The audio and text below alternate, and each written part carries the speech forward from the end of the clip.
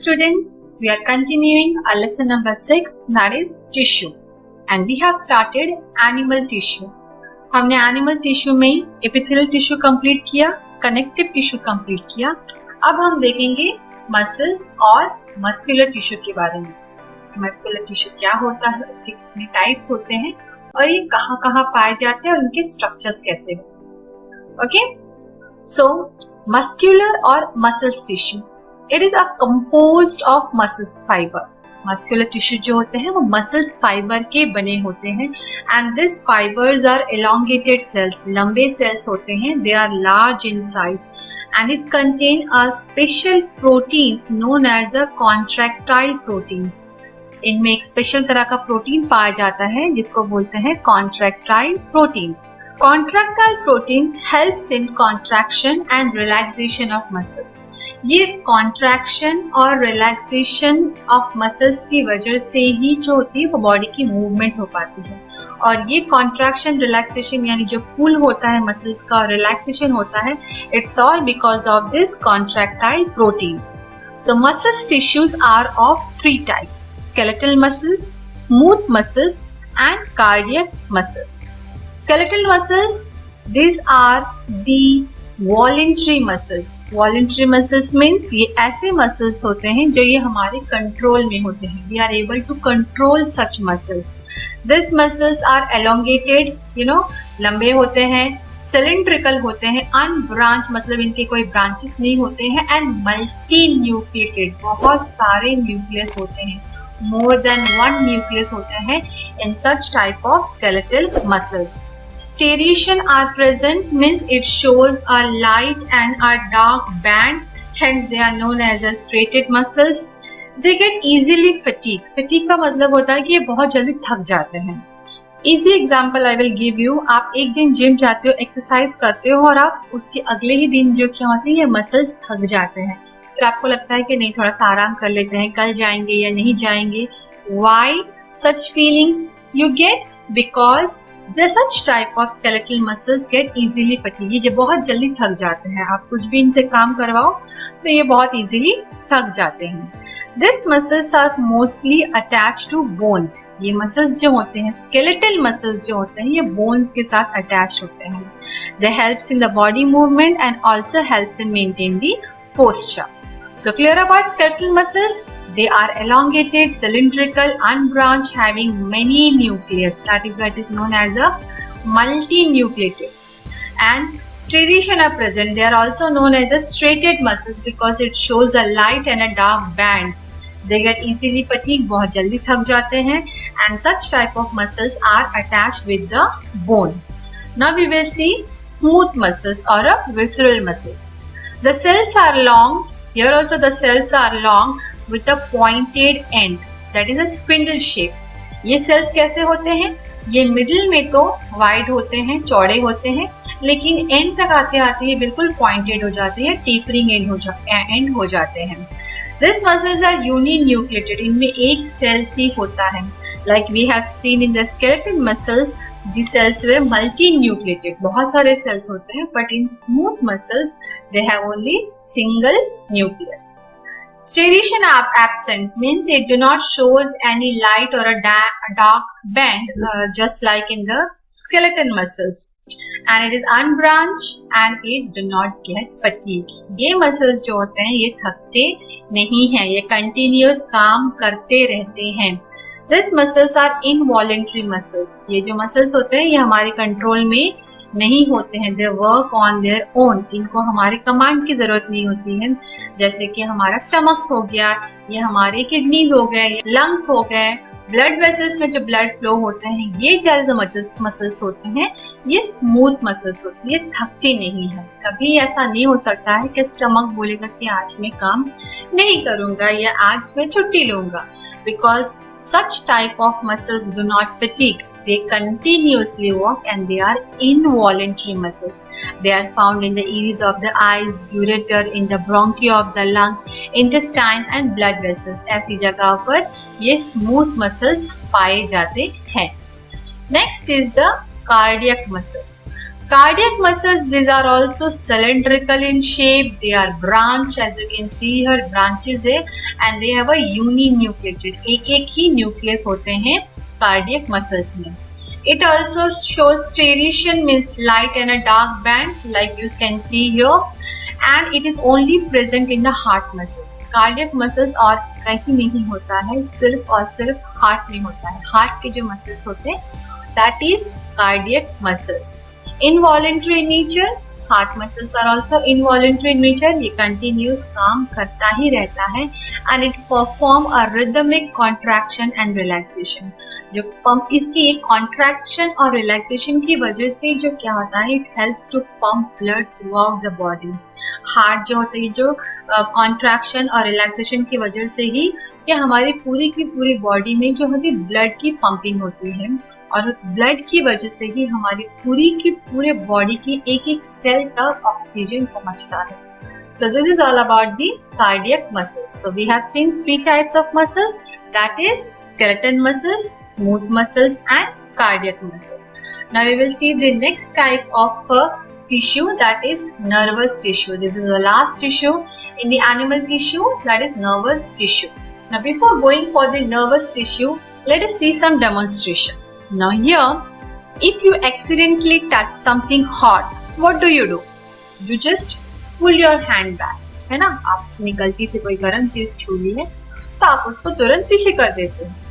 अगर आप साइकिल से गिरने वाले हो तो आप अपना पैर जमीन पर जल्दी रख देते हो, so that you can save yourself. या हम हाथ को जमीन पे रख देते हैं ताकि कम चोट लगे. कोई भी डेंजरस एनिमल अगर हम देखेंगे तो हम क्या करते हैं, तुरंत वहां से भाग जाते हैं. हम वहां से तुरंत भाग जाते हैं, whether it is a snake or any animal that you fear.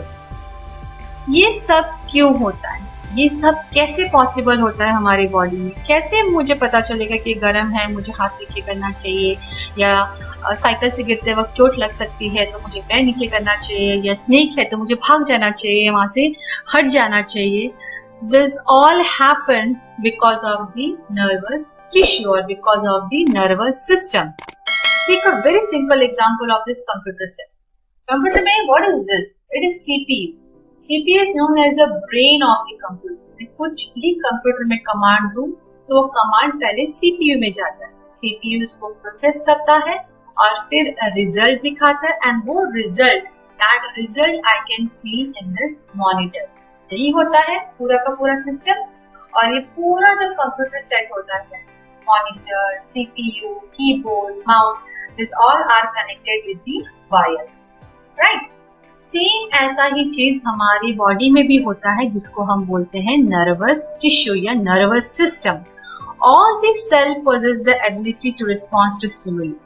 इसी को हम रिस्पॉन्स टू स्टिमुली बोलते हैं. गर्म चीज से हाथ हटा लेना, कोई भी पिन हाथ में लगे तो तुरंत हाथ को पीछे कर लेना, कोई भी डेंजरस चीज देखे तो वहां से अपने आप को हटा देना. This is what the ability to respond to stimuli.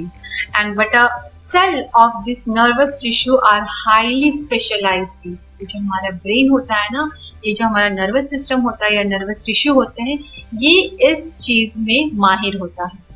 The cell of these tissues are called as a nerve cell or neurons. Nervous tissues के जो cells होते हैं उसको हम बोलते हैं nerve cell और neuron.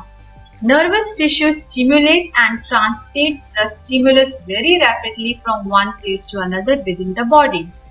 इसका मतलब होता है कि नर्वस टिश्यू की वजह से जो होता है, बॉडी जो होती है वो सिग्नल को ट्रांसमिट कर पाती है. अगर मैंने कोई चीज देखी, मैंने कोई डेंजरस चीज देखी, तो थ्रू माई आईज वो जो सिग्नल जाएगा वो पहले मेरे नर्वस टिश्यू तक पहुंचेगा, और फिर नर्वस टिश्यू हुआ या मेरा ब्रेन होता है वो उसको एनालाइज करता है कि दिस इज समथिंग डेंजरस. वापस वो रिस्पॉन्स आता है मेरे एक्शन को, मेरे बॉडी पार्ट्स को, लाइक वो हैंड हो गया या लेग हो गया, तो फिर मुझे वहां से भागना है. दिस स्टिमुलस और this transmission take place from one place to another within the body very fast. इसमें nervous tissues में या पूरा का पूरा nervous system में which are most important part is the brain, spinal cord and nerves. ये तीन चीजें बहुत important होती हैं and they form the nervous tissue.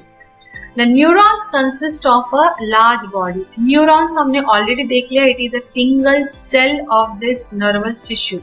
Nervous tissue जो होता है वो बहुत सारे सेल से बनता है और वो सेल होता है either nerve cell or you call it as a neuron. तो न्यूरॉन का स्ट्रक्चर कैसा होता है कि it consist of a cell body which comprise of nucleus and cytoplasm. इसका अपना खुद का न्यूक्लियस होता है, साइटोप्लाज्म होता है और ये long thin hair like part होते हैं जिसको हम बोलते हैं dendrites. Neuron has a single long part known as the axon which transmit the nerve impulse to the body part. Nerve impulse मतलब ये जो सिग्नल ब्रेन भेजता है हमारे डिफरेंट बॉडी पार्ट्स को, वो नर्व इंपल्सेस के थ्रू भेजता है और ये नर्व इंपल्सेस जो होते हैं ये एक्सन के थ्रू ट्रैवल करती है. The neurons has a short branch part known as the dendrites. Many nerve fibers combine together by the connective tissue and form the nerves. Means ये ऐसे छोटे छोटे जो न्यूरॉन्स होते हैं ये इकट्ठे हो जाते हैं and they form a nerve fiber. और ऐसे जब बहुत सारे नर्व फाइबर टुगेदर हो जाते हैं, एक साथ आते हैं, by connective tissue they form the nerve. और यही नर्व्स जो होती है ये through out the body spread होती है. Nerve impulses enable animals to move rapidly in response to stimuli. ये नर्व इम्पल्सेस, ये जो सिग्नल होते हैं जो हमारे ब्रेन हमारी बॉडी को सेंड करता है, उसी के थ्रू ही हम रिस्पॉन्स टू स्टिमुलस या एनवायरनमेंट में अकॉर्डिंगली रिएक्ट कर पाते हैं. Let's see the structures here. This is the whole of the nervous system. इसमें ब्रेन और स्पाइनल कॉर्ड और ये that blue thread like structure that you can see, ये होता है पूरा हमारा नर्व, या हम बोल लेते हैं इसमें पूरे के पूरे जो नस होते हैं बॉडी में ये थ्रू आउटली स्प्रेड होते हैं और ये स्पाइनल कॉर्ड के साथ कनेक्टेड होता है. अभी क्या होता है, ये जो नर्व्स होते हैं, the nerve that you can see, this are the long thread like structures, है ना, ये लंबे बहुत लंबे फाइबर्स होते हैं. इसको अगर हम माइन्यूटली देखिए, जूम करके देखें तो ये छोटे छोटे सेल से बने होते हैं और यही सेल जो होता है उसको हम बोलते हैं न्यूरॉन या नर्व सेल. और वो छोटा सा सेल का स्ट्रक्चर कुछ ऐसे होता है. इसमें हमने देखा कि उसकी अपनी खुद की न्यूक्लियस होती है, खुद का साइटोप्लाज्म होता है, ये जो टाइनी हेयर लाइक स्ट्रक्चर्स है या डेंड्राइट्स बोलते हैं, जो लंबा सा chain like structure that you can see, this known as the axon. This helps in transmitting the nerve impulses और इसको हम बोलते हैं एक्सन टर्मिनल्स. अब ये यहाँ से लेकर अगर यहाँ तक मुझे नर्व फाइबर बनाना है तो इसमें बहुत सारे ऐसे छोटे छोटे नर्व सेल होंगे. यहाँ से सिग्नल कैसे मिलता है कि अगर मुझे ब्रेन को मेरे हैंड तक कोई मैसेज पहुंचाना है तो that signal will be transmitted through various cells, that is various neurons through nerve impulses. तो उसमें क्या होता है, जो डेंड्राइट्स जो होते हैं ये उस नर्व्स को, नर्व इंपल्सेस को कैच करते हैं. फिर यहाँ से जो नर्व इंपल्स होता है, जो सिग्नल होता है, जो इंफॉर्मेशन होती है वो न्यूक्लियस तक आती है. Then it travel through this axon and then it travel through this axon terminal और यहाँ से ये दूसरे डेंड्राइट्स को जंप कर देती है. तो इस तरीके से ये फर्स्ट पॉइंट से लेकर एंड पॉइंट तक हमारी बॉडी में रीच करती है. This is how the whole nervous system works in our body. दो तरह के होते हैं. एक तो होता है कि message are transmitted from the body part to the brain, जिसको हम बोलते हैं सेंसरी नर्व्स. सेंसरी नर्व जो होते हैं वो डिफरेंट बॉडी पार्ट से ब्रेन तक मैसेज को पहुंचाता है. ब्रेन उसको डिकोड करता है, एनालाइज करता है और फिर डिसीजन लेता है. वो डिसीजन जो क्या होता है, ये जो हमारी स्पाइनल कॉर्ड होती है ना, वो डिसीजन स्पाइनल कॉर्ड को पास हो जाती है और फिर ये स्पाइनल कॉर्ड की फिर जिम्मेदारी होती है उस पर्टिकुलर बॉडी पार्ट्स तक उसके नर्व्स के थ्रू वो मैसेज को पहुंचाना. मतलब होता है यहाँ पे कि ब्रेन ने डिसाइड कर लिया कि डिसीजन क्या होना है. ठीक है, मैंने अगर गर्म चीज को छू लिया है और वो सेंसरी नर्व्स के थ्रू मेरे ब्रेन तक मैसेज पहुंच गया है कि ये गर्म चीज है.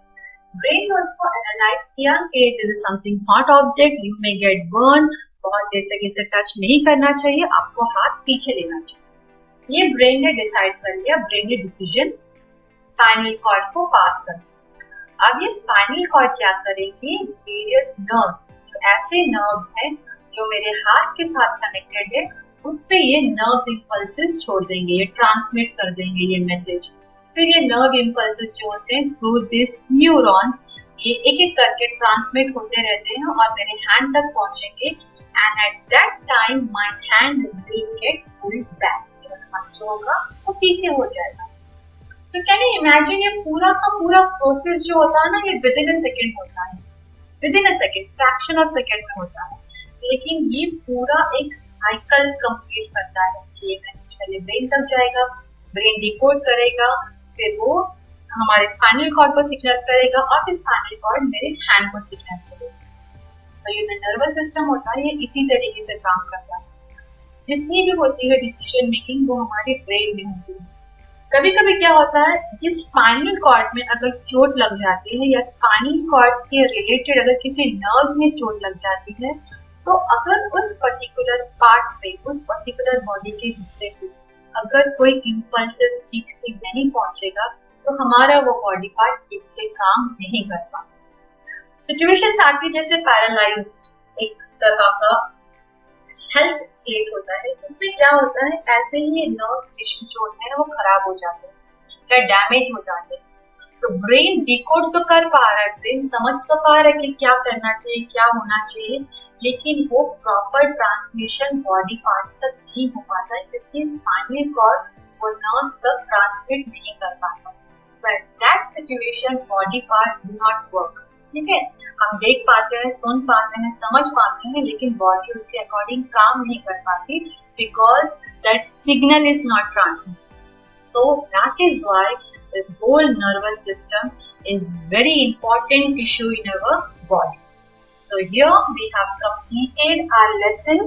We have seen plant tissue, we have seen animal tissue, different types of plant tissue, different types of animal tissue. So this is the end of the lesson. Thank you. Read the chapter thoroughly and keep enjoying reading.